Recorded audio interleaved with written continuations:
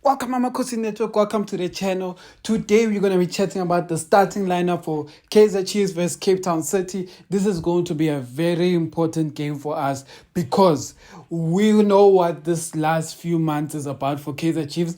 It's Operation 3 points, Operation Win, Operation we don't care about playing style, we care about points and winning. That is what it's all about. This thing of expecting nice football, it was for beginning of the season. It's too late for us to now expect nice football. Now we are a results-based team. We just want to finish the league well.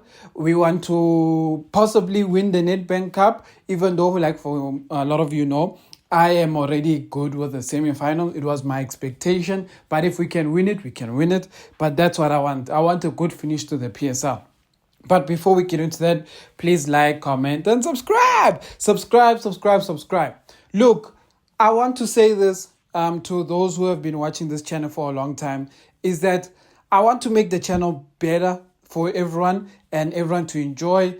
I know a lot of you preferred me showing my video. It's just that sometimes it does take a bit more time for me to show my video and upload, etc. But if you guys still want me to have more visual videos, you guys will let me know. Other than that, I'll just continue as is, but also give me ideas of what else you would like to see on the channel. But anyway, let's get into the game. Look, a lot happened in our game. If I miss something, you guys will update me because that's what the channel is about. If I miss a player, if I miss a combination, you guys will update me on who you think would be better in the starting lineup.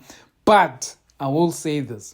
The team that started against Stellenbosch should, and I'm hoping, should be the team that takes us to the end of the season.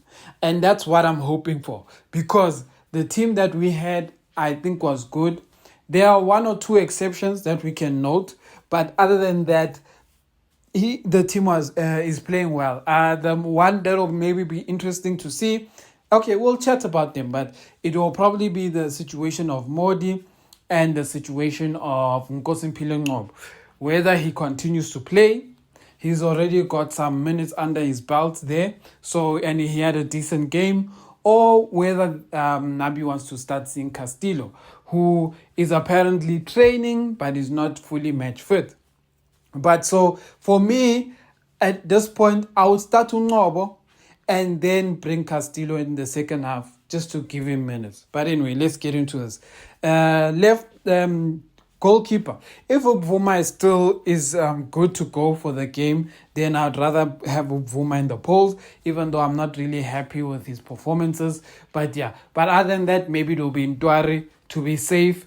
It will be Ntwari, maybe Ntwari will be there. Then if it's Ntwari, we are happy with that.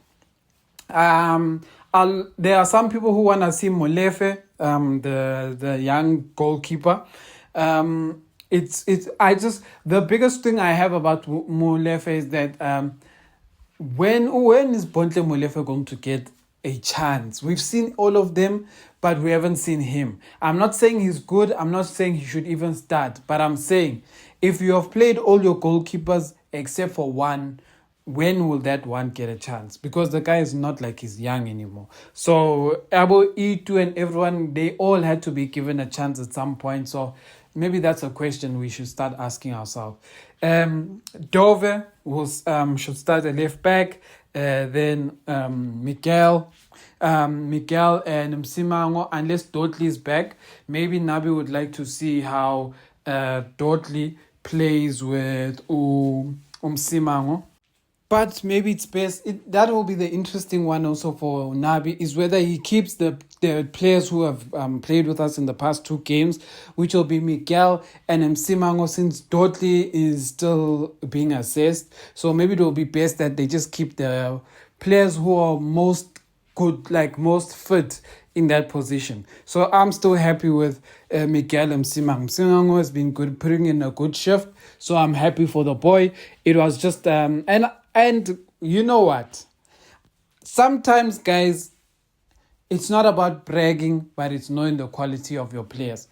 I have said in the previous videos, before Msimango played, that I would like to see Msimango play. But the only difference is that I wanted to see Msimango and Dotley. But it just so happened that Dudley got injured, and now we got to see Msimango and Miguel. And I have been saying that Msimango is a very good centre back. I just don't know what has been happening to him this current season. But the guy is a really solid centre back. Is it a confidence issue, or it's just that Miguel and Dudley are just two people that are going to be difficult for him to replace at this moment? And I'm glad that everyone sees that the centre backs that we had behind Miguel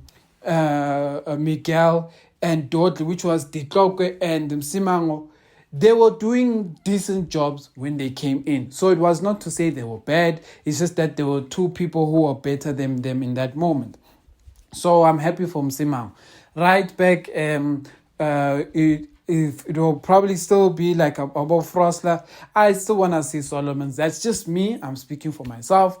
I want to see Solomons. I like watching Solomons. I prefer watching Solomons, but it will probably still be the likes of Frosler. So that's what we can expect really there. Ngobo and Kele are still the players I want to see in the game.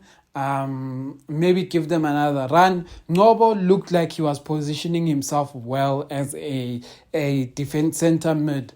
In defense, he was there. In attack, he was providing the necessary passes. And the one thing that I liked about having Ngobo there is that the workload is not on Kele. The workload was not on Utawakele. So Ngobo was releasing players just as much as Ukele was releasing players. The only thing that we have to talk about at this moment is the fact that it was too much of a back and forth between us and Stellies. We did not control this game near enough. It's not even about me saying playing style, it's about results. But in results, Stellies had too many chances to score. Stellies was just off. Stellies didn't need no ref to score and get a goal in the game. They had many chances that they could have used to score, and they just failed to do so. So that was the one worrying factor I had. It's just that when you look at the previous times we've played Stellies, they never had as much chances that they had in this game. So this game, for me, it was just a matter of who had the most luck on the day. Now, I'm going to tell you, then after that, it's probably going to be like a Modi, Serino again, Lollipop, and still Dupree. I am enjoying where he is mentally right now, so I still want him to start. But I get why Nabi is starting Umdu Shabalalas, etc. on the bench. But in a perfect world, I would still like to see him do as our 10, Serino as our left wing in replacement of Modi, Lollipop, and then Dupree. The reason why I say this is because Serino is not as effective as I'd like him as a 10. I don't know why. I would have expected that he should be a bit more effective, but he really isn't. But at the same time, maybe let's just give him time to adjust to the players around him. But what I'm seeing is Serino's partnership with Modi is not that great. And I haven't seen much of the partnership with Lollipop. And the one thing I do know for a fact, and I don't need anyone to tell me, is that the player Serino connects with the best in attack has always been Umdu Shabalala. But for whatever reason, Nabi is playing Umdu Shabalala and Serino as if they are each other's replacements. So he doesn't want to play them together in the game. He would rather they replace each other in the game. But from the start of the season, I think those two are the two that could read each other in the movements or off the ball, etc. Mdu understands what Serino wants from you. And I don't think Modi and Abo Lollipop really get what Serino looks for in a player, in the movements of players. But the one thing I have picked up is that Mdu knows the run that Serino wants to see. And a lot of the times, a lot of you will be thinking that Sereno will always pass Mdu. No, Mdu's runs sometimes are those diversion runs, meaning the run that pulls a defender that opens a space for a striker. And I feel like Sereno is missing that run.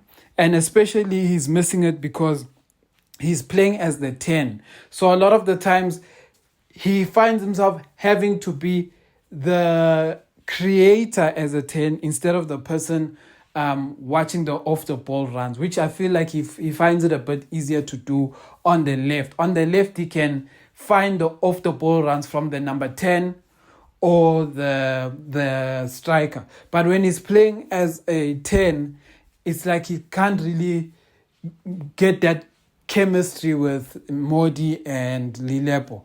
But obviously it's going to take time. They haven't played enough with each other. So we will see what happens there.